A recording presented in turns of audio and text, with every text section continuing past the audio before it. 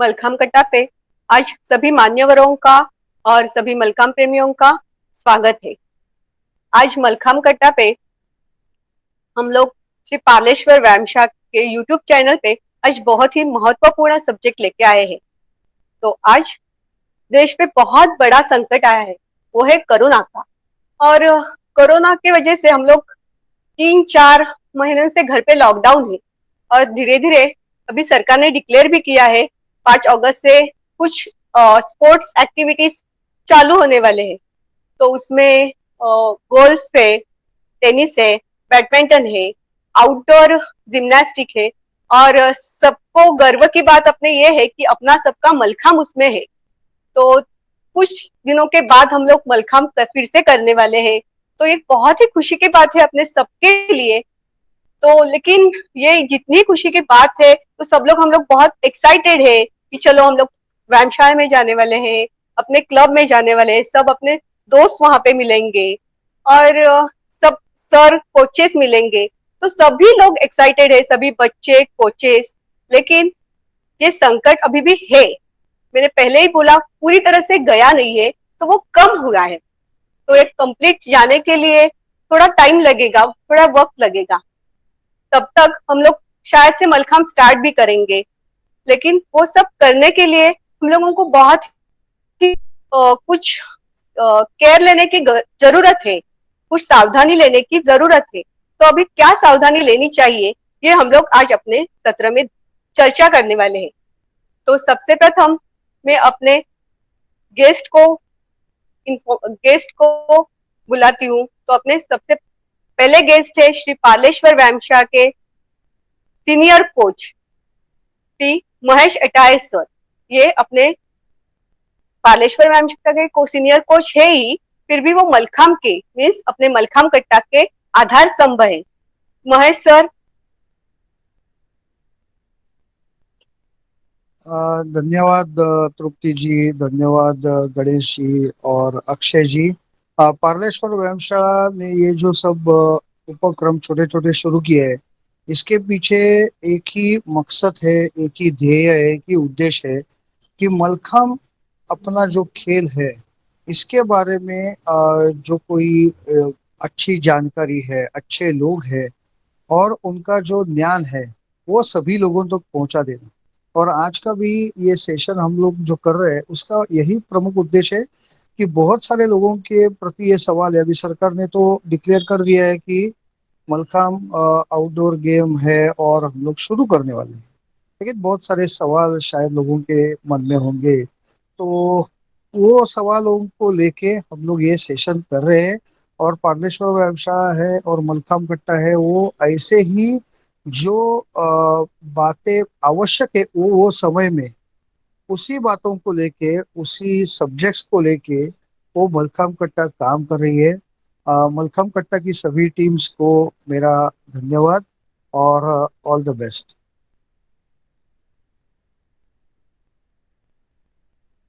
Thank you sir. और अपने दूसरे गेस्ट है वो भी श्री पार्लेश्वर व्यायामशाला के कोच है और अपने मलखाम कट्टा के जो आज तक मलखाम कट्टा चलाते आ रहे हैं, अपने श्री गणेश देवरुखकर सर। तो मैं गणेश देवरुखकर सर को विनंती करती हूँ। बहुत बहुत धन्यवाद। आज बहुत खुशी हो रही है, आज मैं इस तरफ बैठा हूं और आप सब लोग इस नए विषय को लेके पूरे भारत जनता के सामने आप अच्छा विषय लेके आया है, जिसकी मार्गदर्शन की जिसकी बहुत ही जरूरत है पूरे मलखाम परिवार को।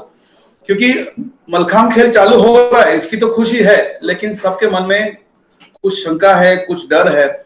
उसको निकाल फेंकने के लिए आज हम लोग सब एक साथ जुड़े हैं। अपने साथ महेश सर है, उनका बहुत ही अच्छा अनुभव है और उनके साथ शायद मैं भी थोड़ी सी कोशिश करूंगा आपको कुछ चीजों में मार्गदर्शन करने की। क्योंकि हम लोग सब एक साथ संभल कर चले तो ही हम लोग मलखाम खेल आगे लेके जा सकते हैं। अगर हम लोग से कुछ छोटी सी भी भूल चूक हो गई तो वापिस ये खेल बंद हो सकता है, जो हमको नहीं करना। तो एक बार शुरुआत करते वक्त अगर हम लोग कुछ पॉइंट पे डिस्कस करें और उसके अगर हम लोग खुलासा करें तो शायद हम लोग को सभी को उसको आगे जाके बहुत ही होगा और मलखाम खेल बहुत अच्छे से बढ़ेगा। धन्यवाद सभी का, अच्छा विषय लेके आप आए हैं मलखाम कट्टा पे, सभी का स्वागत है। Thank you Ganesh sir. और अभी मेरे साथ जो मेरा दोस्त है, वो अब सब सहयोग करने वाला है, वो है हमारे श्री पार्लेश्वर व्यायामशाला का student, national player, national medalist Akshay Taral. तो मैं अक्षय तरल को विनंती करती हूँ कि आगे का सत्र वो जल्दी से जल्दी स्टार्ट करें।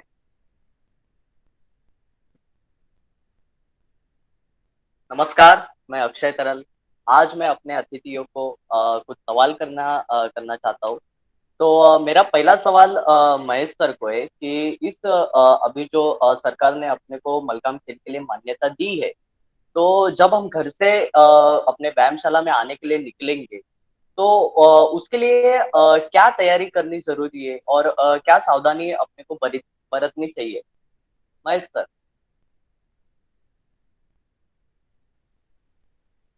अक्षय, आपका जो सवाल है वो बहुत ही महत्वपूर्ण है। ये शुरुआत है कि हम लोग घर से बाहर निकल नहीं रहे। पिछले लगभग 22 मार्च से हम सब लोग घर पे हैं, घर से बाहर नहीं निकल रहे हैं। शायद कोई कोई जाके आता होगा, पर ज्यादातर लोग ये लॉकडाउन की वजह से घर पे है।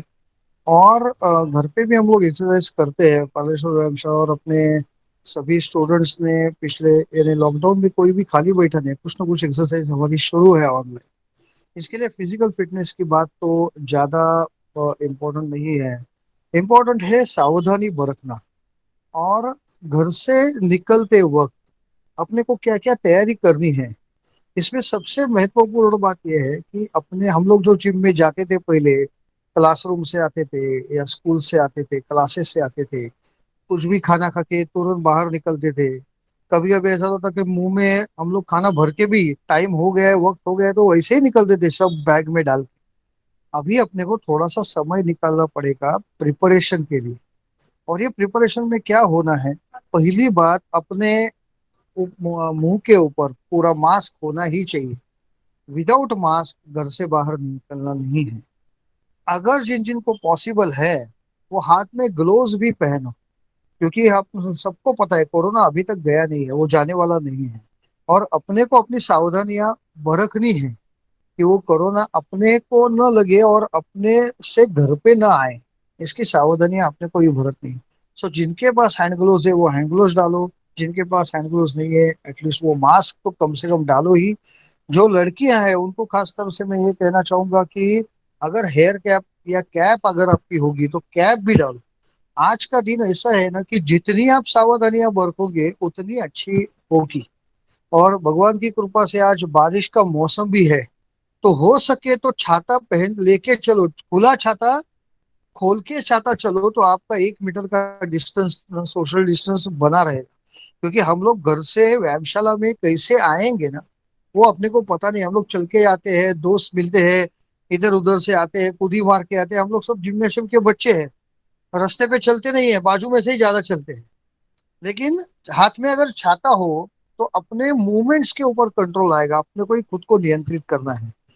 दूसरी महत्वपूर्ण बात यह है कि आपका जो बैग है, किड बैग जिसको हम लोग बोलते हैं, वो घर में आप बराबर से वो किड बैग के अंदर पूरा सामान है कि नहीं उसकी जांच कर लो। एक आध टॉवेल आप एक्स्ट्रा रख दो। आपके पास एक आध मास्क अगर पॉसिबल है तो एक्स्ट्रा रख दो। आपके पास सैनिटाइजर की बोतल है एक आध, तो वो भी डाल के रख दो, क्योंकि वो बहुत जरूरी है। हम लोग अपना ख्याल रखेंगे तो ही हम लोग व्यायामशाला में जाने के बाद अपने साधनों का, अपने साथियों का, और आने के वक्त अपने घर वालों का ख्याल रख सकते हैं। इसके लिए हर दिन घर से बाहर व्यायामशाला में निकलते वक्त पूरी तैयारी के साथ, जैसे कोई भी योद्धा जंग में जाता है और वो जंग में जाने के वक्त राइफल घर पे नहीं भूलता, ऐसे पूरी आप एक चेकलिस्ट बना लो कि क्या क्या मेरे पास है और ये पहन के ये लेके ही मैं जा रही हूँ। एक बार कैसा होता है कि हम लोग दूसरे की लिए कोई भी चीज वापर नहीं सकते। हम लोग दूसरे का पेन ले सकते हैं, नोटबुक ले सकते हैं, लेकिन मास्क आप ले नहीं सकते, आप ग्लोव्स नहीं डाल सकते। ये ध्यान में रखो, अपनी चीज अपने पास ही होनी है। वो होगी तो ही जाने का।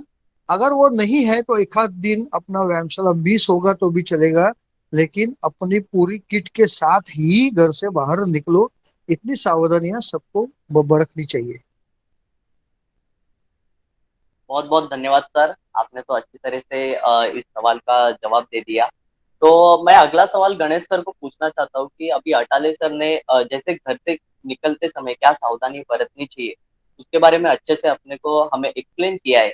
तो अगर अभी हम जिम में आ रहे, अपने व्यायामशाला में आ रहे, तो व्यायामशाला में आने के बाद पहला क्या करना चाहिए, उसके लिए क्या सावधानियां बरतनी चाहिए गणेश सर? धन्यवाद अक्षय। महेश सर ने तो बहुत ही अच्छे से खुलासा कर दिया है कि घर से निकले तो कैसे निकले, किस तरह से सावधानी बरतनी चाहिए, और बहुत ही अच्छे सर ने टिप्स दिए हैं।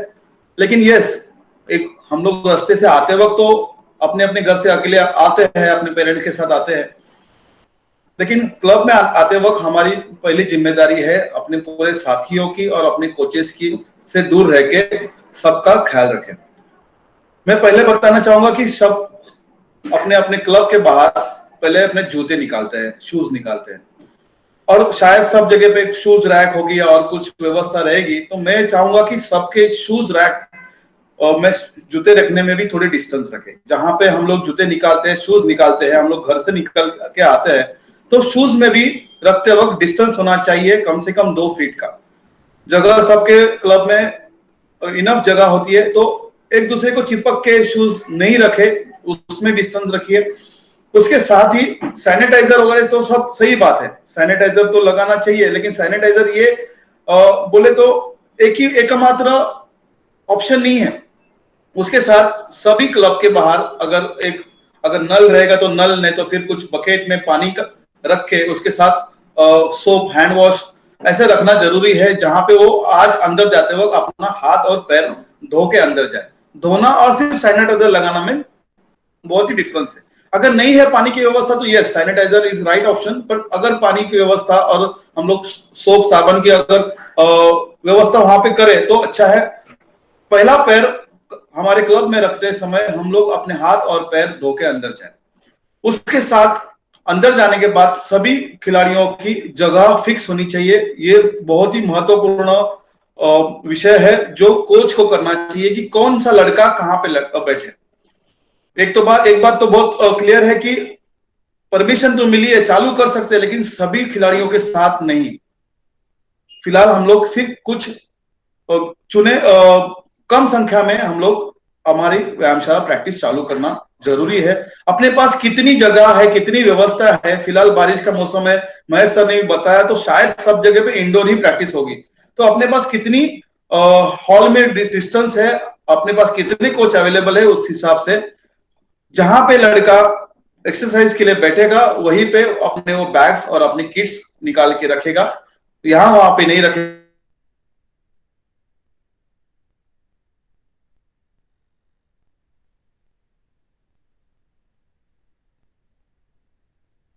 जैसे सर ने बोला, किसी भी चीज को हम लोग एक दूसरे को बहुत हम लोग केयर करना है। मलखम खेले तो सब अपना अपना किट पहन के वो एक्सरसाइज करते हैं, तो घर से आते वक्त जो हम लोग कपड़े पहनते हैं, टी शर्ट है या ट्रैक पैंट है और कोई चीजें हैं, उसको निकाल के वापिस फोल्ड करके अपने वापिस बैग में, जो बैग हम लोग कैरी बैग लेके आते, उस बैग में हम लोग उसको निकाल के रखना है। हो सके तो एक अलग से बैग रखो, उसमें हम लोग रखें, ताकि हम लोग एक दूसरे को किसी भी चीज को हम लोग छू नहीं पाएंगे। और उसके बाद 1 घंटा 1.5 घंटा जितने वक्त हम लोग को प्रैक्टिस करनी है, हम लोग को उसी जगह पे मेंटेन रखना है, उसी जगह पे पानी पीना है। कोच को भी मैं सबको रिक्वेस्ट करूंगा कि सब बच्चे को यहाँ वहां जाने मत दे। फिलहाल शुरुआत में हम लोग सब लोग अपने अपने घर में फिटनेस तो कर ही रहे हैं, ऑनलाइन फिटनेस कर रहे हैं या कुछ ना कुछ अलग अलग कर रहे हैं, लेकिन क्लब में आके भी मैं सबको रिक्वेस्ट करूंगा पहला हफ्ता हम लोग साधन पे नहीं जाए, और उधर भी हम लोग एक हफ्ता फिटनेस पे हम लोग थोड़ा सा कॉन्सेंट्रेट करें, ताकि क्लब पे आके हम लोग थोड़ा सा वहां पे किस तरह से घुल मिले या किस तरह से रहना है उसका थोड़ा सा अभ्यास भी हो। शायद मैंने जो बताया उसमें शायद महेश सर सहमत हो, या उनके पास भी कुछ इसके लिए कुछ अलग उनके पास कुछ राय है या उनके कुछ अलग, तो मैं महेश सर को भी शायद इसमें इन्वॉल्व करना चाहूंगा इस प्रश्न में। महेश सर। गणेश सर ने बहुत अच्छी तरह से समझाया है, बताया है, महत्वपूर्ण मुद्दों के ऊपर उन्होंने मार्गदर्शन किया है। खाली मैं एक चीज उसमें एक आध दो चीज ऐड करना चाहूंगा। पहली चीज ये उसमें कि हम लोगों को जो परमिशन मिली है ना, वो इंडोर से ज्यादा आउटडोर मलखंब के लिए मिली है, ये ध्यान में रखना है आपने को। क्योंकि ये सभी जो खेल है जिनको परमिशन मिली है वो आउटडोर गेम के लिए मिली है। और अभी बारिश का मौसम है तो बारिश में हम लोग मलखंब कैसे कर सकेंगे आउटडोर में। तो जिन जिन के पास अगर स्टैंड का मलखंब है तो स्टैंड का मलखंब ग्राउंड पे लेके जाके उसमें प्रैक्टिस करना उचित है। अगर आपके यहाँ पे पोल लगाया नहीं है तो पोल लगाने की गलती यानी जल्दी मत करो।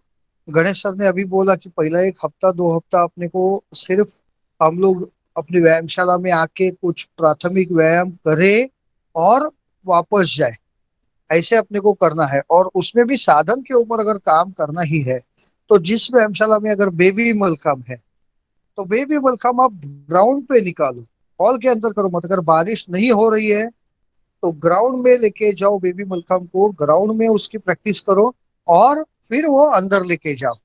तो ये ज्यादा जरूरी है खुले मैदान में खेलना। और महत्वपूर्ण बात यह है उसमें और है कि जो सोशल डिस्टेंसिंग है खुले मैदान में अपने आप हो जाता है। जब भी हम लोग बंद कमरे में आते हैं तो और नजदीक आते हैं, खुले मैदान में हवा बहती है। अगर अपना जिम है, अगर अपना हॉल है तो हॉल भी भले ही अपना एसी हॉल है तो एसी बंद करके खिड़कियां खुली कर दो, हवा आने जाने के लिए मौका दे दो उसमें। जितना आपका हवा अंदर से बाहर हो जाएगा उतना अच्छा है, ध्यान में रखो। बंद कमरे में एक्सरसाइज या मलखाम अभी अपने को करना नहीं है। जो करना है वो खुले में करना है, खुले मैदानों में करना है। या अगर हॉल में ही करना पड़ेगा, अगर बाहर बारिश आ रही है तो हो सके उतनी खिड़कियां तावदाने सब खोलो और हवा को आने जाने दो, वो ज्यादा जरूरी है। आ, और गणेश जी आप कुछ कहना चाह रहे हैं तो आप ऐड कर सकते हैं, या अक्षय जी आपके ऊपर। Thank you sir.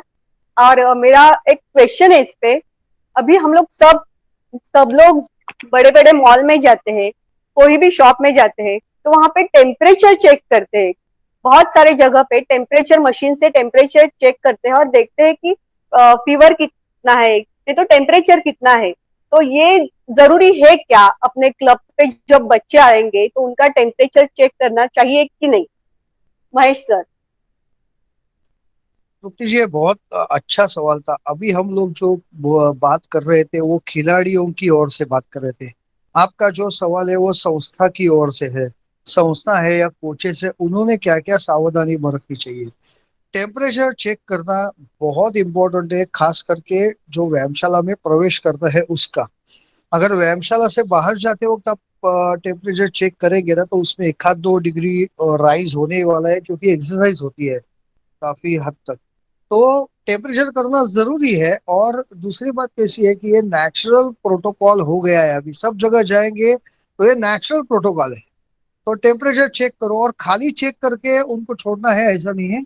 उसका एक लॉग मेंटेन करना है, एक बुक एक किताब बनाओ और वो किताब में डेली अटेंडेंस की समझो मैं वो जिम में आ गया एज अ कोच। सिर्फ खिलाड़ियों की नहीं, कोचेस का भी टेम्परेचर वहां पे चेक होना चाहिए। अगर कोई पेरेंट को वहां पे आके मिलना है अंदर आना है तो उसका भी टेम्परेचर चेक होना चाहिए। और सिर्फ चेक नहीं, उसकी नोंद होनी चाहिए, ताकि कोई भी अपने को पूछे आपने क्या क्या सावधानी बरती थी तो हम लोग दिखा सकते हैं अपने पास। वो एक रिटर्न प्रूफ होगा कि हम लोग सबका टेम्परेचर और टाइम, जैसे हम लोग किसी कंपनी में जाएंगे या किसी सोसाइटी में जाएंगे तो कौन आया, किसको मिलने के लिए आया, क्या काम से आया, वक्त क्या है और टेम्परेचर क्या है, ऐसा एक हम लोग टेबल बना के हम लोग डाल देंगे। और वो टेबल मेंटेन करेंगे, वो ज्यादा जरूरी है, किताब मेंटेन करने की ज्यादा जरूरी है। साथ में ही और मैं एक कहना चाहूंगा कि अगर किसी को बुखार है, एक तो वो घर से न निकले। कितना भी इम्पोर्टेंट कुछ भी हो, अपने से ऊपर कुछ भी नहीं है। Safety first. अगर आपने सर ने बुलाया है, आपको किसने भी बुलाया है, तो कृपया अपनी सुरक्षा ध्यान में रखो, आप जिम में जाओ ही मत। लेकिन अगर जिम में जाने के बाद आप घर से निकले, जिम में आप पहुंच गए और वहां पे आपको कह दिया गया कि टेम्परेचर देख के कि आपको अभी आना नहीं है, घर पे जाना है, तो भी आप उसका बुरा मत मानो। बहुत बार ऐसा होता है कि अपना एक अटैचमेंट होता है कि अरे मेरे को जिम से निकाल दिया, आपको निकालने वाला कोई नहीं है, ध्यान में रखो। ये सबकी और आपकी सुरक्षा के लिए है। तो जो आपको बहुत बार ऐसा होता है ना कि अपने को लगता नहीं है मेरा टेम्परेचर है, मेरा बदन भी गर्म है, मेरा हाथ भी गर्म है, मुझे मालूम नहीं पड़ता है, लेकिन वो मशीन को मालूम पड़ता है कि मेरा टेम्परेचर है कि नहीं। और उस वो टेम्परेचर अगर मशीन को मालूम पड़ा और अगर आपको बोल दिया कि आपको आना नहीं है, तो बिना कुछ झिझक के आपको घर पे जाके 5-6 दिन आराम करना है। और जिम के लोगों ने, मैनेजमेंट ने या कोचेस ने ये स्टार मार्क करके रखना है कि ये व्यक्ति को, चाहे वो कोच हो, चाहे वो स्टूडेंट हो, चाहे वो पेरेंट हो, इसका आज टेम्परेचर ज्यादा था, ये मार्क करो। और उसको कहो कि 2 दिन आप घर पे रेस्ट लो, 2 दिन के बाद आ जाओ। यानी इमीडिएट आना। और हम लोग जो डेली अटेंडेंस लेते हैं ना कि इतना आना ही चाहिए, महीने में तुमको 25 दिन आना चाहिए, नहीं तो नहीं, ये डील अपने को देनी चाहिए अभी। कंपल्शन ये अटेंडेंस का नहीं होना चाहिए from the management of point of view.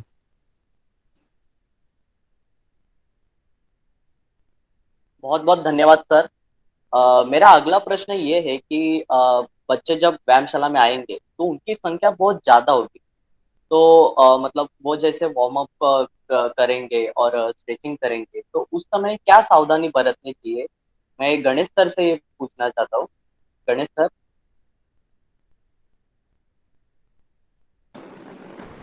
बहुत ही अच्छा प्रश्न है अक्षय। वार्म अप करते वक्त सबको पता है हम लोग स्टार्टिंग में रनिंग करते हैं, जंपिंग जैक्स करते हैं या फिर वार्मिंग अप करते हैं। तो जनरल वार्म अप के बारे में मैं बात करूंगा। अगर हम लोग को आउटडोर में परमिशन मिली है, हम लोग के पास अच्छा ग्राउंड है, मैदान है, तो हम लोग वहां पे थोड़ा सा रनिंग कर सकते हैं। डिपेंड कितना बड़ा ग्राउंड है, क्या हालत है ग्राउंड की बारिश में। हम लोग फिलहाल जिस तरह से बात कर रहे हैं, ये अभी की सिचुएशन देख के बात कर रहे हैं, अभी की क्या सिचुएशन है। शायद हम लोग को वापस कुछ 1 महीने के बाद, 2 महीने के बाद वापस इस तरह से चर्चा करनी पड़ेगी और वापस हम लोग को लोगों को मार्गदर्शन करना पड़ेगा कि उस वक्त की सिचुएशन के हिसाब से क्या हम लोग को बदल आए। तो रनिंग करना है, लेकिन जितना हो सके सोशल डिस्टेंस ये बार बार हम लोग सब लोग सुनते हैं, बोलते हैं, इसकी जरूरत है। फिर अभी के इससे पहले जो विषय आप लोगों ने लिया था कि टेम्परेचर चेक करना चाहिए कि नहीं करना चाहिए, फिर वो बच्चा कितना भी तंदुरुस्त हो, उसको टेम्परेचर हो या ना हो, डिस्टेंस मेंटेन करना है।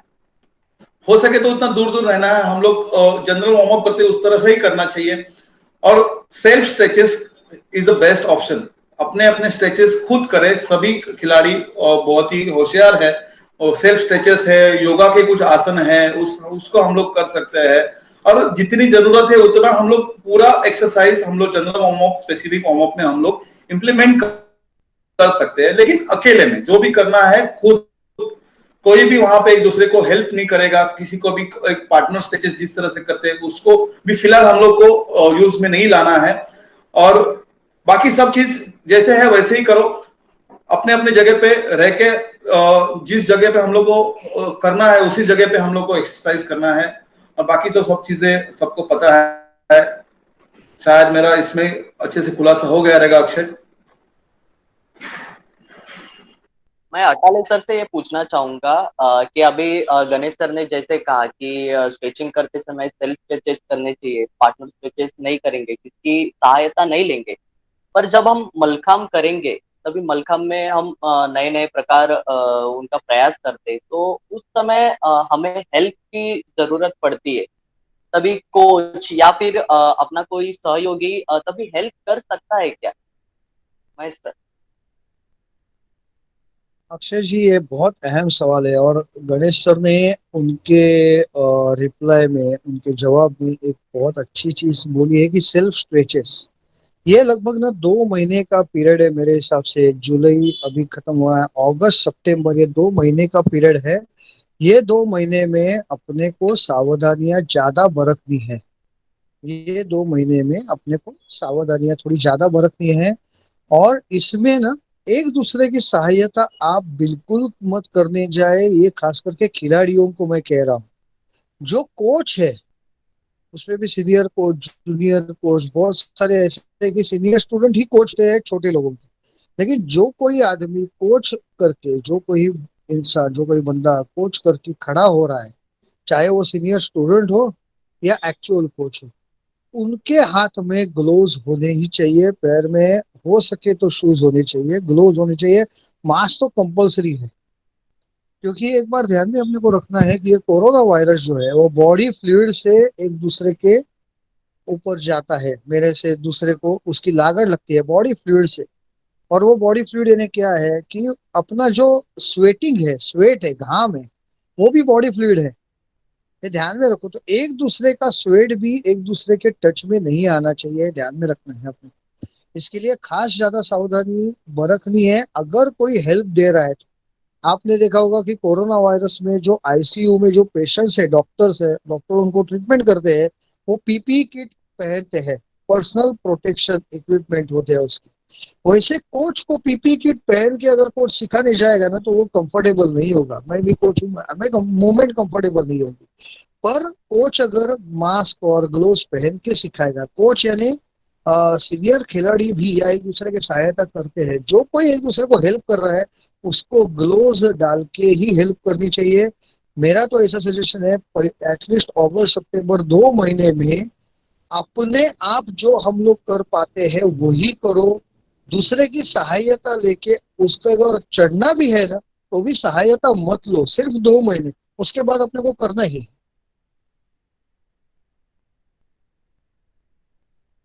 धन्यवाद सर। बहुत अच्छी तरह से आपने एक्सप्लेन किया है। मेरा अगला क्वेश्चन गणेश सर को है कि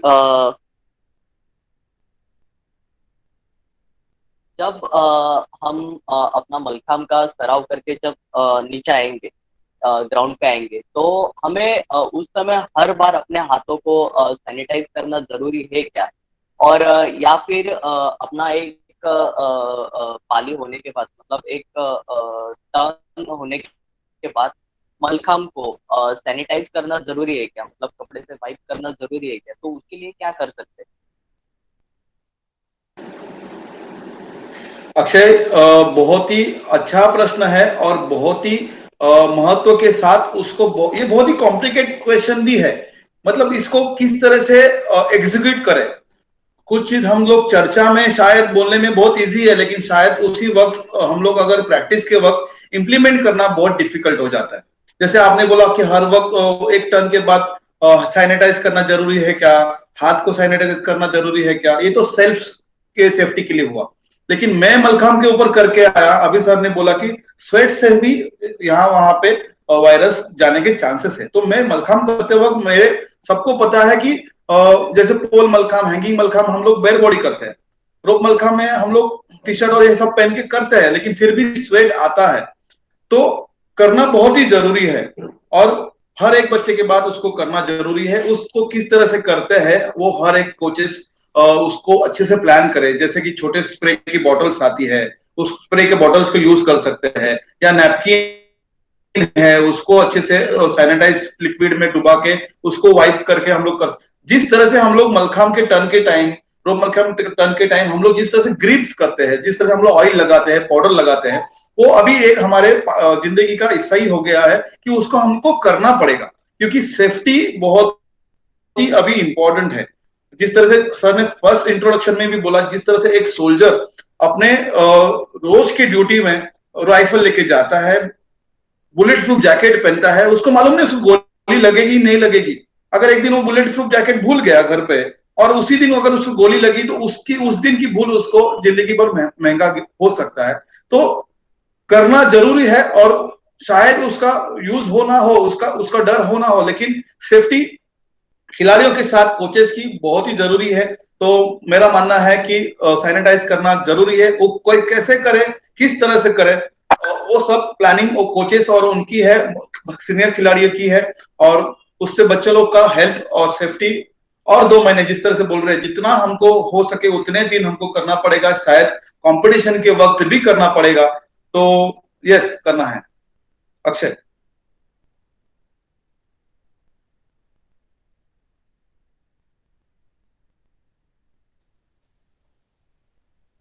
अक्षय जी, मैं इस बारे में एक आध दो चीज ऐड करना चाहूंगा। गणेश जी ने काफी अच्छी तरह से समझाया। बोलो दे गणेश जी बोलो ने दे। काफी अच्छी तरह से हमको समझाया है। पर एक बात ऐसी है कि मैनेजमेंट के ऊपर, कोचेस के ऊपर है ही, मैनेजमेंट के ऊपर है, क्योंकि बहुत सारी चीजें है ना, ये कोरोना के साथ मार्केट में आ गई है। एक फॉगिंग मशीन आता है जो ज्यादा महंगा नहीं है, 5-1 हजार रुपए में मिलता है फॉगर, जिसमें आप अपना नॉर्मल सैनिटाइजर डाल के वो फॉग मलखम के ऊपर निकाल सकते हैं या लगा सकते हैं या स्प्रे कर सकते हैं। क्योंकि स्प्रे में क्या होता है, स्प्रे में एक्चुअल उसके पार्टिकल्स जाके बैठेंगे, और खाली स्प्रे में नहीं, आपको उसको वाइप भी करना पड़ेगा। ये ध्यान में रखो। और गणेश जी ने काफी अच्छे और सिंपल रीत से समझाया है अपने को, जैसे हम लोग ग्रिप करते हैं ऐसा हो सके ना, तो एक बकेट में सोप का पानी भर के उसमें एक टॉवेल रख दो, पूरा सोप का पानी भर दो। मलखम का हर एक परफॉर्मेंस के बाद वो उसको सोप के टॉवेल से ऊपर से नीचे तक उसको ये कर दो। और वाइप आउट करते वक्त स्टूल का इस्तेमाल करो, आप खुद चढ़ के मत करो। स्टूल का इस्तेमाल करो तो लंबे से आप उसको वाइप आउट कर सकते हैं, मास्क और ग्लोव्स लगा के। एक सीनियर खिलाड़ी अगर उसके लिए रख देंगे तो भी चलेगा। एक बार ये वाइप आउट हो गया, ड्राई कपड़े से कर दिया आपने, तो दूसरा खिलाड़ी रेडी हो जाएगा। वो करना पड़ेगा अपने को 2 महीने। और ये सब करना नहीं है अगर, तो fogger is also best option. Fogger आप एक बार घुमाएंगे, लेकिन उसको इलेक्ट्रिसिटी लगेगी। फॉगर घुमाएंगे तो भी वो सैनिटाइज या स्टरिलाइज हो जाएगा। लेकिन एपरेटर स्टरिलाइजेशन बहुत जरूरी है। और ऐसे एपरेटर के आजू बाजू में हम लोग जो बैठते हैं, क्योंकि गणेश सर ने एक बात बोली थी कि 2 फीट का डिस्टेंस जब जूतों में चाहिए या चप्पलों में चाहिए, आदमी में वो डिस्टेंस 10 फीट का चाहिए। इसके लिए हम लोग अभी मलखम के सामने बैठेंगे कैसे? समझो 5 जन हम लोग मलखम कर रहे हैं, तो मलखम के सामने कैसे बैठेंगे? अभी तक ऐसा था कि हम लोग एक दूसरे के बाजू में बैठते थे, बातें करते थे। ऐसा नहीं होगा। एक आध आदमी, एक आध खिलाड़ी मलखम के ऊपर से टर्न होके आ गया, अगर हमने बोला कि सबको मास्क लगाना है, वो उसकी सांस चालू है, सांस फूल रही है, तो उसको मास्क लगाना तकलीफ होगा। तो थोड़ा सा हम लोग जिसको बोलते हैं ना, एक रेस्टिंग एरिया, हम लोग वो क्रिएट कर सकते हैं। कि वो एक सर्कल क्रिएट कर सकते हैं कि जो मलखम से एक खिलाड़ी उतरा है, वो रेस्टिंग एरिया में खड़ा रहेगा।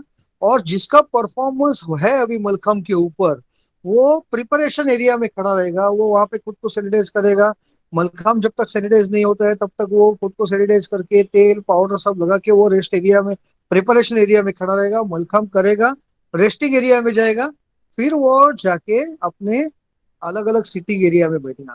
तो थोड़ा सा मेरे को लगता है प्रोफेशनलिज्म लाके ना, seating area, resting area, preparation area, ऐसा थोड़ा सा डिफाइन करना पड़ेगा मैनेजमेंट ने या कोचेस ने, तो ज्यादा बेहतरीन होगा। और ये कोरोना के लिए जो प्रोटोकॉल्स है ना, ये क्या करना है और क्या नहीं करना है, इसमें ये करेंगे ना तो अपने आप ये डिस्टेंस मेंटेन हो जाएगा। और जो मलखम करके रेस्ट एरिया में जा रहा है, तो रेस्ट एरिया में मास्क लगाने की जरूरत नहीं होगी उसको। हम लोग ऐसे देखेंगे कि रेस्ट एरिया विंडो के पास हो, अगर इंडोर है तो, या आउटडोर है तो किसी पेड़ के पास हो, लोगों से लंबा हो, तो वहां पे वो खुले मास्क से भी वो ब्रीदिंग कर सकता है आसानी से। और जब भी वो आके बैठेगा तो मास्क लेके आके बैठेगा। ऐसे कुछ हम लोग प्लानिंग कर सकते हैं। सही बात है सर। सर आपने एक बात बोली कि अभी हम लोग मलखाम के लिए सोप वाटर यूज करके हम लोग मलखाम मॉप से और किसी कपड़े से पोंछ सकते हैं, लेकिन रोप मलखाम के बारे में आप क्या सलाह दो? रोप मलखाम किस तरह से करना चाहिए? और उससे ही जुड़ा और एक सवाल मैं पूछना चाहती हूँ कि अभी रोप मलखाम है, ये कंटिन्यूस हर एक खिलाड़ी के बाद करना चाहिए कि 2-3 खिलाड़ी होने के बाद करना चाहिए? और मलखाम और रोप मलखाम की आयु के बारे में इस पे आप क्या बोलोगे सर, महेश सर? तृप्ति जी, पहला सवाल आपका जो था रोप मलखम के बारे में, रोप मलखम को सैनिटाइज कैसे करना है, तो जो फॉगर मशीन मैंने बोला वो पोल और रोप दोनों के लिए समान है। लेकिन सिर्फ फर्क इतना है कि पोल मलखम जो लगभग 8.5-9 फीट का होता है, हम लोग स्टूल के ऊपर खड़े होकर उसको सैनिटाइज कर सकते हैं। रोप बहुत ऊंचा है, उसको पूरा सैनिटाइज कर नहीं सकते स्टूल के ऊपर खड़ा रहने से। तो हम लोग इनिशियल लेवल पे क्या कर सकते हैं, दो तरीके हैं। एक तो स्टूल के ऊपर खड़ा रह के फॉगर से आप सैनिटाइज करो, अगर फॉगर आपके पास है तो। अगर फॉगर नहीं है तो हम लोग उसको गीला तो कर नहीं सकते सोप वाटर को लेके। तो उसमें टिश्यू पेपर या अपना एक कपड़ा लेके उसके ऊपर सैनिटाइजर का स्प्रे लगा के उसको सैनिटाइज कर सकते हैं। ये एक आसान तरीका है। रोप में लड़के लोग जो होते हैं, बॉयज जो होते हैं, वो जनरली बेयर बॉडी ही टी शर्ट निकाल के ही रोप करते हैं। उनको आदत लगा दी है कि बिना टी शर्ट के आप रोप करो मत। लड़कियां जैसे कुछ कपड़े पहन के ही रोप करती है। लड़कियों को भी जिम सूट अवॉइड करो हो सके उतना, क्योंकि जिम सूट में ज्यादा बॉडी टच होती है रोप को। अपने को कंपटीशन करनी नहीं है। अगर हो सके ना तो इनिशियल जो प्रैक्टिस है, अगर ट्रैक्स में फुल स्लीव्स में करेंगे तो ये बॉडी फ्लूइड टच होने के चांसेस रोप में कम हो जाते हैं। जैसे आपने देखा होगा कि स्विमर लोग जो होते हैं इंटरनेशनल, उनको एक बॉडी सूट आता है जो बॉडी फिट रहता है, अपने पूरे बदन को ढक देता है। ऐसा अगर अपने पास फुल कॉस्ट्यूम जिसको बोलते हैं वो होगा तो बेटर है। या इनिशियल लेवल पे एक टाइट स्लैक है या ट्रैक पैंट है, ऐसे पहन के भी अगर आप करेंगे ना तो दैट विल बी बेटर। तो कम से कम बॉडी वहां पे टच हो जाएगी। और जैसा अपना सबका एक्सपीरियंस है कि अपने को जो स्वेट आता है वो हाथ को कम आता है। हाथ और पैर को आता है लेकिन बहुत कम है नेचुरली। बाकी बॉडी को ज्यादा आता है। और अगर वो हाथ और पैर हमने पाउडर से मैग्नीशियम कार्बोनेट जो हम लोग वापरते हैं, वो मैग्नीशियम कार्बोनेट के बारे में भी हम लोग बात करेंगे कि उसमें अगर अगर हम लोग हल्दी डाल देंगे, 5 से 7 टक्का हल्दी का इस्तेमाल उसमें करेंगे, अच्छी तरह से मिक्स करेंगे, तो कपड़े थोड़े से पीले हो जाएंगे लेकिन नेचुरल स्टरीलाइजेशन उसके अंदर आ जाता है।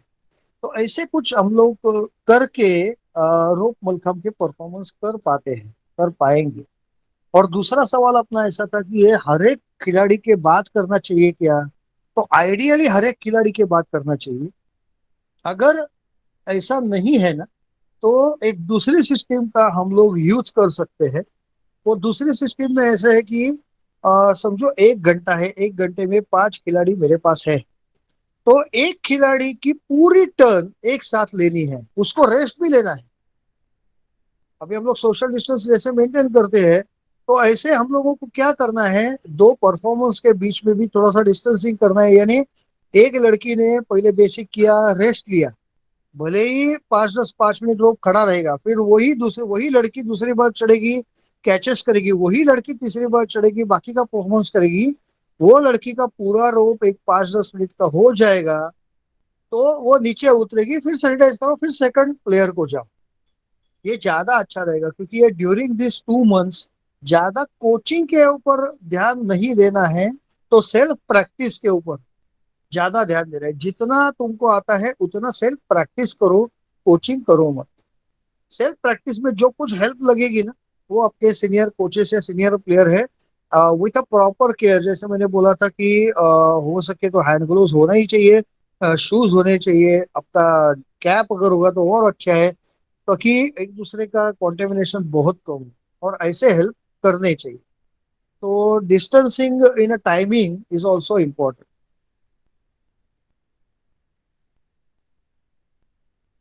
बहुत बहुत धन्यवाद सर।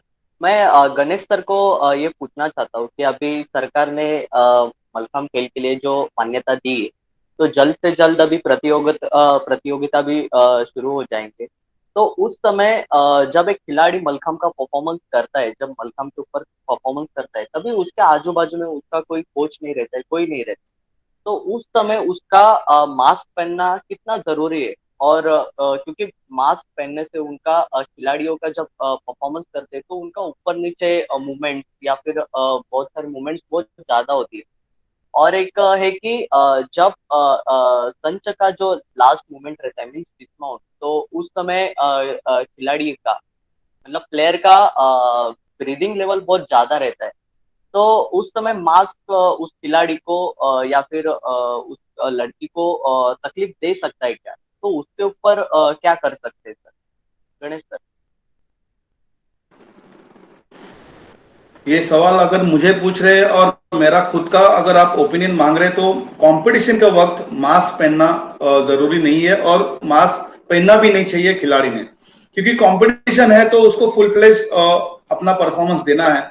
पल्स लेवल हाई हो जाती है, ब्रीदिंग हाई हो जाती है, और उससे क्या होता है कि वो उस हम लोग अगर कंपटीशन सॉरी हम लोग प्रैक्टिस के टाइम ही अगर हम लोग मास्क पहनने की आदत लगाते हैं तो बात अलग है, लेकिन हम लोग कंपटीशन प्रैक्टिस के वक्त ही अगर हम मास्क नहीं लगा रहे, विदाउट मास्क हम लोग प्रैक्टिस कर रहे हैं, तो कंपटीशन के वक्त बहुत डिफिकल्ट जाएगा। ये तो प्रैक्टिस की वक्त आदत लगाने की बात है, लेकिन कंपटीशन के वक्त मास्क लगा के कंपटीशन नहीं होना चाहिए, क्योंकि परफॉर्मेंस जो मलखम का है वो 90 सेकेंड्स में हम लोग मैक्सिमम एलिमेंट करते हैं। 25-26 एलिमेंट हर एक खिलाड़ी अच्छे लेवल का खिलाड़ी करता है, उसमें वो उसके पास एरोबिक स्ट्रेंथ यूज करता है, स्टैटिक स्ट्रेंथ यूज करता है, ऑल ओवर फुल बॉडी का उसके पास उसको यूटिलाइजेशन करना होता है। और सब एलिमेंट में बहुत सारे ऐसे एलिमेंट है जो बहुत ही रिस्की है। आप जिस तरह से आपने जिक्र किया कि लास्ट में एंड में डिस्माउंट के वक्त वो बहुत थक जाता है और उसको बाद में डिस्माउंट करना होता है। तो डिस्माउंट जनरली सभी अच्छे खिलाड़ियों का मलखम के ऊपर से होता है, लड़की लोग का एक अच्छे सीरीज में होता है, और वो समोसॉल्ट के लेवल के वो डिस्माउंट होते हैं। अगर उस तरह से अगर डिस्माउंट को एग्जीक्यूट करना है अच्छे से, तो लास्ट का जो ब्रीद है वो खिलाड़ी को बहुत ही महत्वपूर्ण है। और मास्क लगा के अगर हम लोग परफॉर्मेंस करें तो ऑक्सीजन कंटेंट अगर हमारे बॉडी को ठीक से नहीं मिला, हम लोग ठीक से ब्रीथ नहीं ले पाए, तो शायद उस खिलाड़ी का परफॉर्मेंस वो ठीक से परफॉर्मेंस नहीं कर पाएगा। तो मास्क लगाना ये सही पर्याय नहीं है। लेकिन हम लोग शायद जब भी कंपटीशन चालू हो जाएगी, जिस तरह से आप कंपटीशन की बात कर रहे हैं, तब तक शायद ये सब चीज शिथिल हो जाएगी, उसी वक्त ही ये सब कंपटीशन के कंपटीशन होने वाली है। तो शायद उस वक्त ये प्रश्न शायद नहीं होगा, शायद कोई चलते फिरते भी शायद मास्क नहीं लगा के घूमता होगा, तो मलखम के वक्त भी शायद मुझे नहीं लगता कि मास्क लगाने की जरूरत तभी पड़ेगी। अक्षय, शायद मेरा प्रश्न का उत्तर आपको ठीक से क्लियर हुआ रहेगा। बहुत बहुत धन्यवाद सर। मेरे जैसे खिलाड़ियों के लिए यह सवाल का जवाब बहुत जरूरी था, क्योंकि हम लोग भी खेलते हैं और मास्क का एक मतलब रहता है कि मास्क पहनना है कि नहीं, तो उसके लिए ये बहुत सवाल जरूरी था। बहुत धन्यवाद सर। मैं गणेश सर को अटाले सर को पूछना चाहता हूँ कि अभी प्रतियोगिता में पिरामिड की कॉम्पिटिशन होती है या फिर कई जगह पे फंक्शन होता है, तो मलखम के पिरामिड किए जाते हैं, तो उसके लिए पिरामिड कर सकते हैं क्या? और अगर कर सकते हैं तो उसके लिए क्या सावधानी बरतनी चाहिए? महेश सर। अक्षय, आपका जो सवाल है वो अलग लेवल पे हम लोग उसको लेके जा सकते हैं। वैसे है कि अभी तो मलखंब की शुरुआत है, लगभग 2 अढ़ाई 3 महीने का पूरा गैप है, और हमारे लिए गर्व की बात है कि कुछ चुने हुए खेल जिनको गवर्नमेंट ने परमिशन दी है उसमें ये मलखंब शामिल है। तो हमको धीरे धीरे आगे आगे जाना चाहिए, ना कि गवर्नमेंट ने परमिशन दिया है तो फुल स्विंग से काम चालू। पिरामिड ये चीज ऐसी है ना कि जो एक तो नए लोगों के लिए, नए जो बच्चे आते हैं हमारे कैंप में, उनके लिए होती है कि उनको कहाँ ना कहाँ पार्टिसिपेशन होता है। दूसरी बात अगर देखेंगे तो पिरामिड की कंपटीशन होती है या डेमोन्स्ट्रेशन होती है। आज के दिन में देखेंगे तो ना ही नए बच्चे आएंगे मलखाम में, ना ही कंपटीशन होगी, ना ही डेमोन्स्ट्रेशन होगी। तो ये 2 महीने की अगर बात करें तो पिरामिड पॉसिबल है तो अवॉइड करो, डोंट डू एनी पिरामिड्स। उसके 2 रीजन हैं। पहला रीजन ये है कि पिरामिड में हम लोग एक दूसरे के बहुत करीब आते हैं, और आपने देखा होगा बहुत सारे पोजीशंस पिरामिड में ऐसे हैं। अभी दोनों बाजू वज्रम पकड़ हमने लगाई तो उनके मुंह अलग अलग जाएंगे, लेकिन दोनों बाजू हमने अगर बंदर पकड़ लगाई तो मुंह काफी नजदीक आते हैं एक दूसरे के, एक दूसरे को पकड़ते हैं, एक दूसरे के नजदीक मुंह आते हैं। और ये सब हम लोग मास्क डाल के भी कर सकते हैं, नहीं ऐसा नहीं। इसके पहले जो मास्क का क्वेश्चन निकला था, डेफिनेटली कंपटीशन तो बिना मास्क की ही होगी, होनी ही चाहिए। अगर किसको सेफ्टी के लिए खुद को डालना है तो बात अलग है। Mask should not be the compulsion for the competition. एक आध आदमी को खुद की सेफ्टी के लिए मास्क पहन के करना है तो ठीक है भाई, आप मास्क पहन के करो। अपने प्रोटोकॉल में ऐसा कुछ नहीं है कि जैसे जिम सूट करना है तो मास्क नहीं पहनना है, ऐसा कुछ अपना रूल्स में नहीं है। तो मास्क पहन के कोई लोग करने हैं तो कर सकते हैं, जरूरत नहीं होनी चाहिए। ऐसे पिरामिड हम लोग मास्क पहन के कर सकते हैं, अगर करना है तो मास्क और हैंड ग्लोव्स दो पहन के हम लोग पिरामिड कर सकते हैं। लेकिन जहां तक मेरा सुझाव है, जहां तक मुझे ऐसा लग रहा है कि पिछले आगे वाले 3 महीने में, अगस्त सितंबर अक्टूबर, ये 3 महीने पिरामिड की तरफ जाओ ही मत। क्योंकि हम लोग अनजाने में एक दूसरे के बहुत नजदीक आने वाले हैं उसमें। और ऐसी हर एक हरकत अपने को करनी नहीं है कि अनजाने में भी हम लोग एक दूसरे के करीब आए। ऐसे व्यायामशाला के अंदर तो नहीं करनी है। ना ही एक दूसरे का एक्सरसाइज लेना है, ना ही एक दूसरे की स्ट्रेचिंग लेनी है, ना ही एक दूसरे को हेल्प करनी है। ये ध्यान में रखते हुए पिरामिड यानी क्या है, एक दूसरे का आधार लेना, हेल्प लेना, वो करना नहीं है अपने को आने वाले 3 महीनों में। बहुत बहुत धन्यवाद सर। गणेश सर कुछ बोलना चाहते हैं, please Ganesh sir. Mahesh sir ने तो बहुत ही आसान भाषा में समझा दिया कि पिरामिड क्यों नहीं करना चाहिए, उसके अलग अलग पोजीशन बताए। लेकिन मैं उसमें एक चीज ऐड करना चाहूंगा कि अभी जो सरकार ने जिस खेल का किया है, नाम शामिल किया है कि ये खेल सकते हैं, ये लोग प्रैक्टिस कर सकते हैं, इसमें मलखम्ब का भी आज नाम आया है, इसका बहुत गर्व है। लेकिन ये सब खेल है वो इंडिविजुअल खेल है, वैयक्तिक खेल है, इसीलिए उस खेल का उपयोग हुआ हुआ है, इस खेल का नाम आया है। अगर पिरामिड अगर हम लोग करने जाएंगे तो ये टीम गेम में जाता है। तो ऑब्वियसली टीम गेम जहां जहां पे है वहां पे सरकार ने परमिशन नहीं दी है। तो जहां पे इंडिविजुअल खेल है, आउटडोर खेल है, उसी खेल का अभी फिलहाल सरकार ने नाम घोषित किया है, वही खेल हम लोग खेल रहे हैं, और इसलिए हमारा मलखम्ब खेल है। इसलिए मैं चाहूंगा कि पिरामिड तो ऑब्वियसली आता है तो एक से ज्यादा लोग आते हैं तो वहां पे टीम खेल हो जाता है। तो मलखम्ब खेल अपना है भी वैसा, टीम इवेंट भी है और इंडिविजुअल इवेंट भी है। जहां पे 4 लड़के लोग का पॉइंट्स इंक्लूड होता है वहां पे टीम चैंपियनशिप मिलती है। लेकिन उसी तरह से एक से ज्यादा लोग पिरामिड्स करते हैं तो वो एक टीम इवेंट होता है। तो मुझे नहीं लगता है टीम इवेंट को किसी भी सरकार में या कहां पे भी उसकी मान्यता है या उसको कुछ परमिशन है। तो कायदे से तो करना ही नहीं चाहिए, ये मेरा खुद का मानना है। बहुत बहुत धन्यवाद सर आपकी राय देने के लिए। मैं महेश सर को एक सवाल पूछना चाहता हूँ कि व्यायामशाला में 7 साल से अभी छोटे छोटे बच्चे मलखम्ब के लिए शुरुआत करते, तो वो जब जब सैनिटाइज यूज करेंगे तो उनकी त्वचा बहुत सेंसिटिव होती है। तो उनके लिए सैनिटाइज का उपयोग करना कितपत योग्य है, और अगर नहीं करना चाहिए तो उसके लिए दूसरा ऑप्शन क्या यूज कर सकते हैं महेश सर। अक्षय, आपने बहुत महत्वपूर्ण सवाल किया है व्यायामशाला को लेके या मैनेजमेंट को लेके। आ, ये सवाल के जवाब की शुरुआत मैं ऐसे करूंगा कि जैसे लॉकडाउन धीरे धीरे होता है और अनलॉक भी धीरे धीरे होता है, लॉकडाउन शायद इकट्ठा हो जाता है लेकिन अनलॉक धीरे धीरे स्टेप बाय स्टेप होता है। ऐसा अपना जो व्यायामशाला में जाना है या मलखाम करना है, वो स्टेप बाय स्टेप होना चाहिए मेरे हिसाब से। सबसे पहले जो सीनियर खिलाड़ी है, अबाउ 16 अबाउ 18, उनको ही परमिशन हम लोग देने चाहिए। भले ही मलखाम सबके लिए ओपन किया है लेकिन पहला हफ्ता सिर्फ सीनियर खिलाड़ी आएंगे। सीनियर खिलाड़ी आके वो मलखम की केयर अच्छी तरह से ले सकेंगे, वैसे हम लोगों को करना चाहिए। तो सैनिटाइजेशन और ये सब बातें वो अपने आप कर पाएंगे। और उसके बाद फिर अंडर 16 दूसरा गट, तीसरा गट और फिर चौथा गट, सबसे छोटा जो मिनी गट है अंडर 12, उसको हम लोग परमिशन देना चाहिए। ये अपने हिसाब से प्रोटोकॉल होना चाहिए। दूसरा एक मेन सवाल जो आपका था कि सैनिटाइजर हर वक्त वापरना अच्छा है या नहीं है। तो सैनिटाइजर हर एक वक्त वापरना अच्छा नहीं है, क्योंकि अल्कोहल बेस है, केमिकल्स है उसके अंदर। और हम लोग जो अपनी जो स्किन है, त्वचा है, त्वचा के ऊपर या अपने शरीर के ऊपर भी बहुत सारे बैक्टीरिया और वायरसेस होते हैं।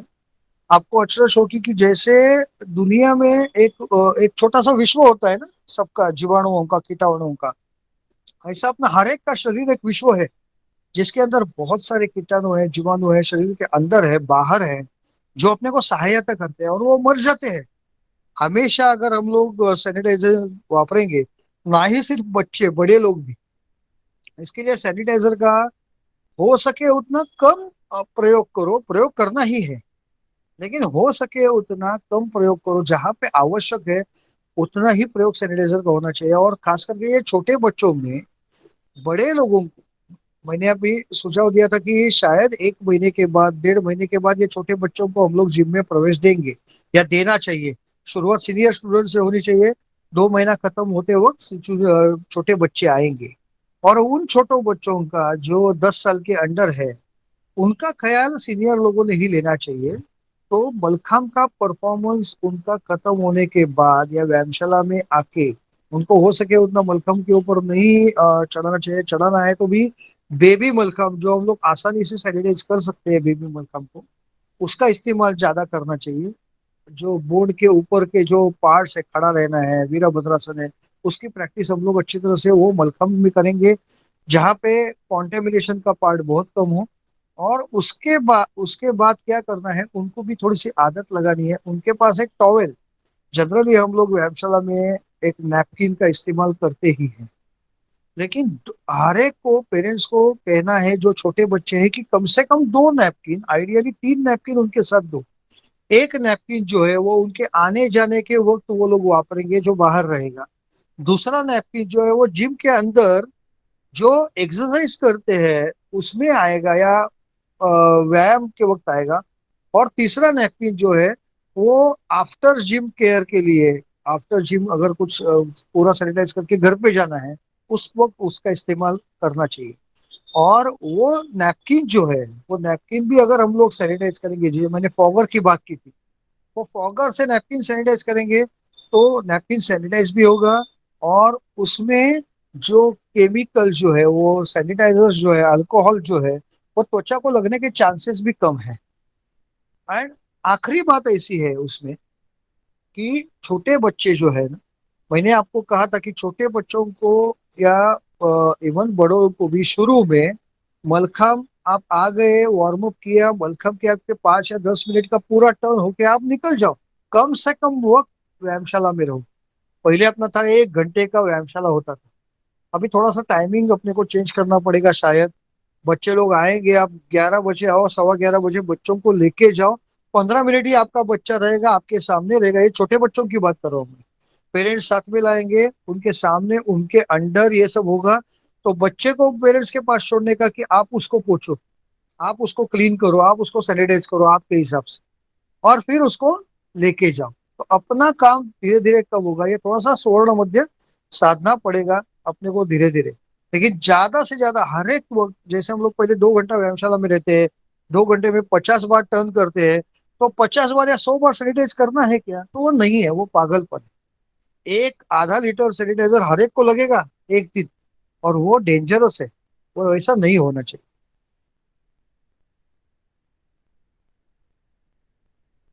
बहुत बहुत धन्यवाद सर।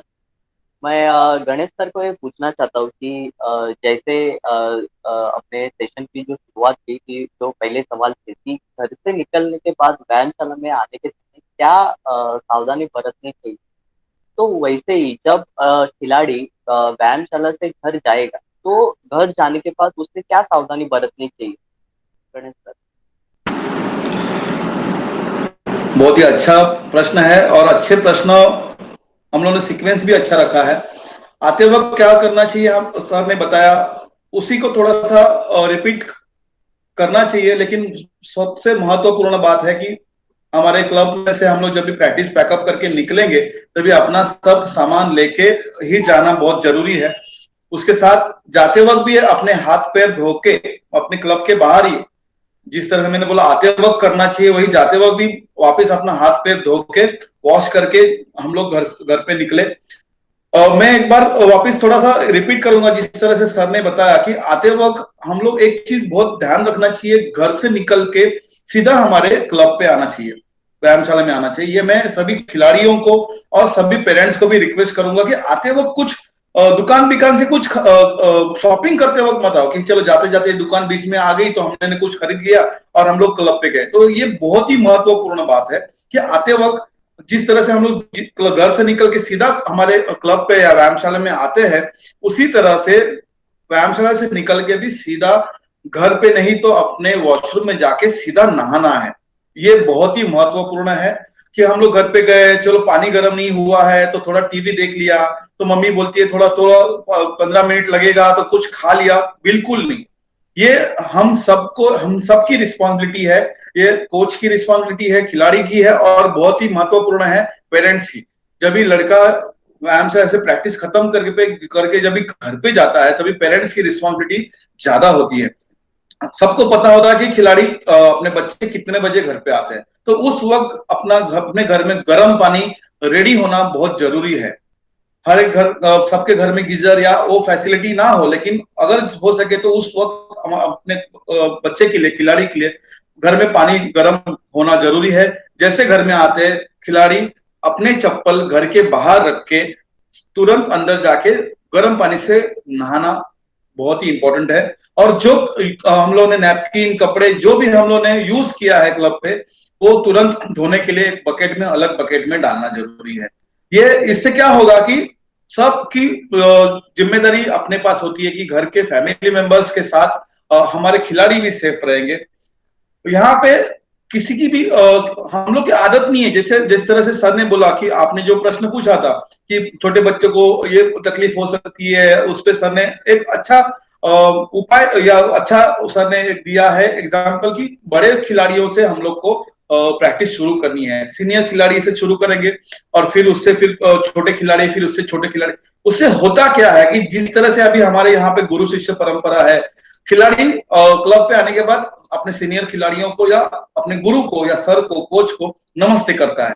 वो कहाँ से सीखता है? तो वो सीनियर खिलाड़ी से ही सीखता है। वहां पे कोई भी सर मुझे नहीं पता कि सिखाता है कि तू मुझे अभी नमस्ते कर। उसी तरह से कैसे वहां पे बिहेव करना है, वहां पे कैसे घूमना है क्लब पे, वो सीनियर खिलाड़ी एक बार सीख लिया, क्योंकि आदत नहीं है, इसकी आदत लगानी पड़ेगी। एक बार सीख लिया कि उसका देख के छोटे बच्चे लोग अनुकरण करते हैं और उसका कॉपी करके वो लोग भी अच्छे से वहां पे बिहेव करते हैं। तो ये बहुत ही महत्वपूर्ण, जिस तरह से हम लोग निकलते हैं तुरंत हम लोग बिना कुछ वहां यहाँ वहां पे रुके तुरंत नहाना बहुत जरूरी है। और उसके बाद जो भी आपको करना है, खाना है, टीवी देखना है, वो उसके बाद करना है। तो मुझे तो लगता है कि ये उस एक्सप्लेनेशन से शायद सबको तसल्ली हो गई होगी। अक्षय।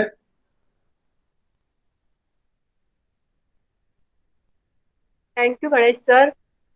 अभी मैं मेरा और एक सवाल है महेश सर को। सर, आपने बोला कि हम लोग पाउडर में हल्दी मिक्स कर सकते हैं, तो तेल है, राल है, जो रोग मलखम के ग्रीप के लिए हम लोग यूज करते हैं, उसमें निर्जंतुकीकरण करने के लिए हम लोगों को क्या यूज करना चाहिए महेश सर? मलखम के लिए एरंडेल तिल का हम लोग जो इस्तेमाल करते हैं, वो एरंडेल तेल में लगभग 2 से 3 टक्का अगर हम लोग कपूर डालेंगे, कैम्फर जिसको बोलते हैं कपूर, वो डाल देंगे, तो वो मलखाम का जो तेल है ना, एरंडेल तेल, वो काफी हद तक सैनिटाइजेशन का काम कर सकता है। दूसरी बात यह है कि ये जो कोरोना वायरस है, कोरोना वायरस की एक खासियत ऐसी है कि कोरोना वायरस की जो ऊपर का शरीर है कोरोना वायरस का, वो फैट से बना है। इसके लिए आपने देखा होगा कि मेटल के ऊपर वो ज्यादा देर तक वो रहता नहीं है। मेटल के ऊपर वो बहुत कम रहता है। वो मेटल के ऊपर ज्यादा वक्त रहता है, लकड़े के ऊपर बहुत कम वक्त रहता है। इसके लिए जो ऑयली मैटर है, ऑयल मैटर के अंदर वो डिजोल्व हो जाता है, मर जाता है। इसके लिए अपना मलखाम को अगर हम लोग तेल लगाते ही है, तेल लगा के रखेंगे, और अगर खुले में मलखाम है तो भी वो पूरा मलखम सैनिटाइज बाय डिफॉल्ट हो जाएगा। दूसरी बात ऐसी है कि आपने जो रोप की बात की, रोप को वो निकाल के रखना है। बहुत से व्यायामशाला में मैंने देखा कि रोप ऐसे ही लटका के रखते हैं। ऐसा करना नहीं है, रोप को निकाल के आप सेफ्टी रखो। साधन की सुरक्षा बहुत जरूरी है। और राल जो आपने कहा मलखम को ग्रिप के लिए, या रोप मलखम को ग्रिप के लिए राल लगाते हैं, राल ये एक रेजिन है जो पेड़ से नेचुरली बना है। और वो रेजिन भी ऐसा है ना कि वो रेजिन के ऊपर भी ये वायरस टिकता नहीं है। आप कोरोना वायरस की बात करेंगे तो कोरोना वायरस नेचुरल चीजों के ऊपर बहुत कम टिकता है। जो आर्टिफिशियल चीज है उसमें वो ज्यादा टिकता है। इसके लिए हम लोग जो राल लेंगे या कैस्टर ऑयल का इस्तेमाल करेंगे, वो खुद ही सैनिटाइजर करके काम करने वाले हैं। खुद कोरोना वायरस के लिए फेवरेबल कंडीशन नहीं है उसके। अगर हम लोग अगर कैंपर डालेंगे, कपूर डालेंगे तो और अच्छा है। मैग्नीशियम कार्बोनेट का हम लोग वापर करते हैं, उसमें मैंने आपको कहा कि 5-1 टक्का हल्दी डालेंगे। बदन शायद थोड़ा सा पीला हो जाएगा पर वो स्टेरिलाइजेशन का काम कर पाएगा। तो ऐसे कुछ चीज हम लोग कर सकते हैं।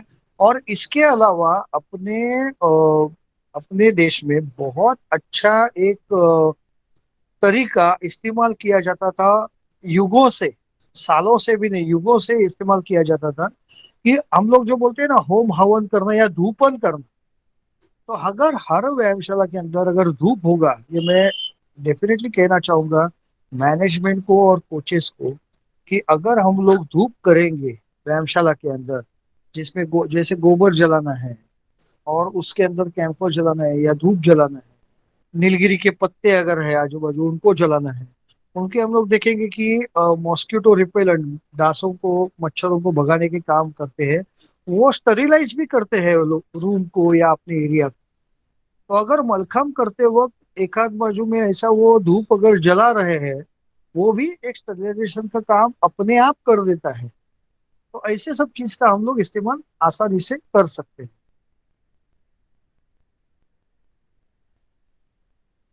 Thank you Mahesh sir. और अभी आपको और भी इसी बारे में कोई इंफॉर्मेशन सभी मलखाम प्रेमियों को देनी है महेश सर, गणेश सर, तो प्लीज कुछ रह गया है तो आप बात कर सकते हो। आ, मुझे 1-2 बात ऐसी कहनी है कि जैसे बहुत सारे इसमें ऐसा होता है ना, बहुत सारे सोशल क्लब्स में या इवन गवर्नमेंट ऑफिस में कि 10%, 20%, 30% ही लोग आते हैं। ऐसे अगर अपनी जिम में समझो एक 50 बच्चे हैं और 6 दिन अपने हाथ में है, सोमवार से लेकर शनिवार, तो हर दिन हम लोग अगर सिर्फ 10 बच्चों को बुलाएंगे, हर 50 बच्चे हर रोज आने की जरूरत नहीं है। उसमें भी अगर सीनियर से चालू करेंगे, सीनियर अगर 10 बच्चे हैं तो दो दो लोगों को बुलाएंगे, तो अपने आप में ये सोशल डिस्टेंस मेंटेन हो जाएगा शुरू में।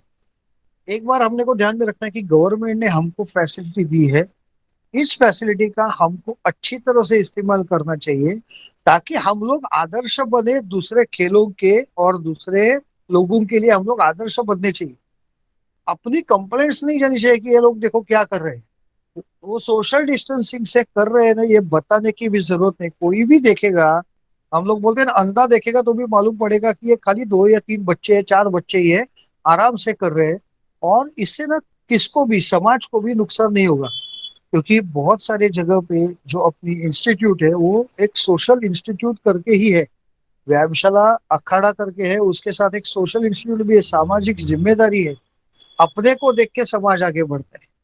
इसके लिए विद दिस सोशल डिस्टेंसिंग हम लोग अगर करेंगे, थोड़े थोड़े बच्चों को लेके काम करेंगे, तो हो जाएगा मेरे हिसाब से आसानी से।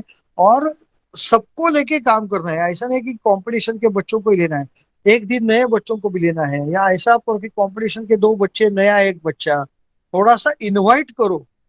रादर देन सबको कंपलसरी आना है ना, वी शुड इनवाइट कि आज इनका टर्न है, कल इनका टर्न है, टर्न वाइज हम लोग उनको बुलाएंगे। प्रैक्टिस के लिए थोड़ा सा टाइम टेबल अगर हम लोग सेट करेंगे ना, तो सबके लिए आसानी होगी, कोचेस के लिए भी आसानी होगी। क्योंकि इसमें सबसे महत्वपूर्ण है ना कोचेस की सेफ्टी। क्योंकि एक ही कोच बेचारा भी सभी एरिया से आने वाले बच्चों को सिखाता है। और हमने ये कोरोना वायरस में देखा है कि और एक चीज का काफी महत्वपूर्ण है कि एसिम्टोमेटिक, ये जो शब्द है एसिम्टोमेटिक, यानी बहुत सारे लोग ऐसे होते हैं जिनको कुछ भी सिम्टम नहीं है, ना बुखार है ना उनका टेस्ट गया है, कुछ भी नहीं है, पर उनके बॉडी में कोरोना है और वो कैरियर होते हैं। बच्चा फिट है, बुखार कुछ भी नहीं है, पर वो एसिम्टोमेटिक हो सकता है। इसके लिए कोचेस ने ज्यादा से ज्यादा सावधानी बरतनी चाहिए। क्योंकि कोच की खुद की भी सावधानी है, और एक कोच अगर वापस कोविड पॉजिटिव हो गया तो पूरी व्यायामशाला, पूरे बच्चों को अपने को क्वारंटाइन करना पड़ेगा। इसका ध्यान सबको रखना है। मेरे एक के वजह से 50 लोगों को क्वारंटाइन नहीं होना चाहिए। इसके लिए हो सके ना, तो अगर आपके पास 5 कोचेस है और 50 बच्चे हैं, तो एक कोच ने 10 बच्चों को ही सिखाना है, उसने वही दिन आना है। सोमवार बुधवार एक ही कोच आएगा, मंगलवार शुक्रवार एक ही कोच, ऐसा कुछ करेंगे ना, कोच को भी डिवाइड करेंगे ना, तो अगर गलती से कुछ हुआ तो व्यायामशाला या मलखाम बंद नहीं होगा। थोड़ा सा पार्ट उसमें आइसोलेट करना पड़ेगा अपने को। ये थोड़ा सा अपने को ध्यान में रख के चलना है, क्योंकि एक अंग्रेजी में कहावत है, मैं हिंदी में ही आपको बताता हूँ। उसमें ऐसा है कि अच्छी चीज जो है ना, अगर हम लोग एक्सपेक्ट करते हैं अच्छा आएगा तो ठीक है, लेकिन अपनी तैयारी जो है, we should prepare of the worst. अपनी तैयारी ऐसी है कि जो एकदम वर्स्ट होगा, जो गलत होगा अपने साथ होगा, ऐसी अपनी तैयारी होनी चाहिए। कोरोना वायरस शायद अपने को अटैक करेगा तो, और ये प्रिवेंशन डर के मारे नहीं। क्योंकि मैं खास तरीके से एक बताना चाहता हूँ, मलखम खेल ऐसा है कि जो कम से कम समय में पूरे बदन को ज्यादा से ज्यादा व्यायाम देता है। मलखम खिलाड़ियों की इम्यूनिटी काफी अच्छी होती है। बहुत सारे श्रेयस सर ने भी बताया था कि इम्यूनिटी कैसी बढ़ती है। हमारे यहाँ वो यूट्यूब पे वो वीडियो है भी, आप जाके वो वीडियो सुनो, देखो, पढ़ो उसको। इम्यूनिटी कैसी बढ़ती है मलखम से, तो मलखम से इम्यूनिटी बढ़ने ही वाली है। मलखम जो करेंगे उनकी इम्यूनिटी अच्छी होगी। लेकिन prevention is better than cure. इस मामले में इसको लेके हम लोगों को जहां हो सके उतने प्रिवेंशन करना है। Minimum coaches, minimum students, minimum parents, तो प्रॉब्लम भी मिनिमम हो जाएगा। थैंक यू सर, आज आपने बहुत ही अच्छा नॉलेज हम लोगों के साथ शेयर किया। Thank you Mahesh sir, thank you Ganesh sir, आपका बहुत ही धन्यवाद है कि इतना इम्पोर्टेंट नॉलेज मलखाम प्रेमियों को के साथ आपने शेयर किया। आपका मूल्यवान समय आपने हम लोगों को दिया, और हम लोग सभी मलखाम प्रेमी ये याद रखेंगे और ये करेंगे भी। बहुत सारी चीजें जो सबको सबको सभी चीजें पता नहीं रहेंगी शायद से, तो एक ही चीज मिल गई तो बहुत हम लोगों के लिए अच्छा है। ये बहुत ही अपने मूल्यवान बातें बताई है हम लोगों को, जैसे साक्षात शंकर भगवान और गणेश भगवान धरती पे प्रकट होके हम लोगों के लिए आज यहाँ पे आए हैं। तो सबके लिए थैंक यू।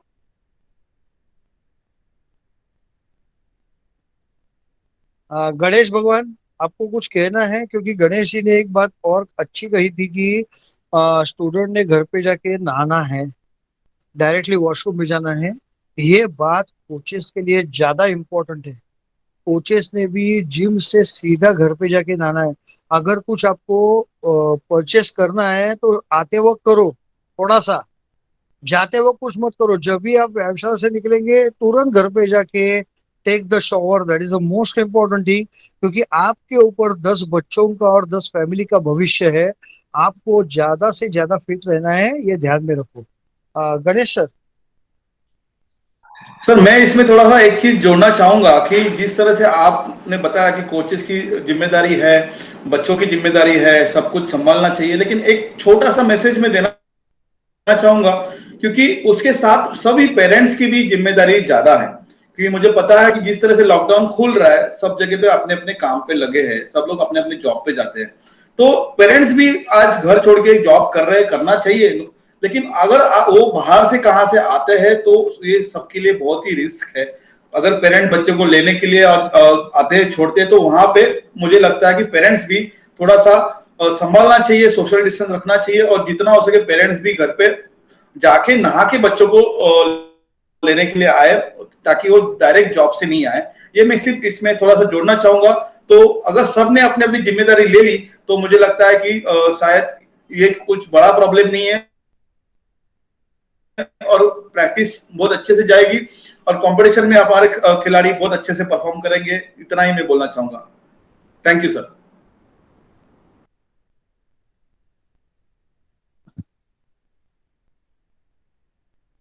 बहुत बहुत धन्यवाद सर, गणेश सर और अटाले सर। आपने बहुत अपना कीमती समय निकाल के आज अपना कीमती समय निकाल के आज अपना अनुभव शेयर करने के लिए आए, तो बहुत बहुत धन्यवाद सर। और मैं अपने सभी मलखाम प्रेमियों को कहना चाहता हूँ कि अगर उनको हमारे सेशन जो पिछले सेशन हो चुके हैं, स्पोर्ट्स साइकोलॉजी और स्पोर्ट्स न्यूट्रिशन और बहुत सारे सेशन हो चुके हैं, अगर वो उनके मिस हो चुके हैं, तो वो अपने श्री पार्लेश्वर व्यायामशाला यूट्यूब चैनल पे जाके उनका लाभ ले सकते हैं। और हमारे इस श्री पार्लेश्वर व्यायामशाला चैनल को लाइक करें, शेयर करें और सब्सक्राइब करें और बेल आइकन दबाना ना भूलिए। और ऐसे ही अपने और भी सेशन आपके लिए आने वाले हैं, तो उनका लाभ लीजिए। धन्यवाद।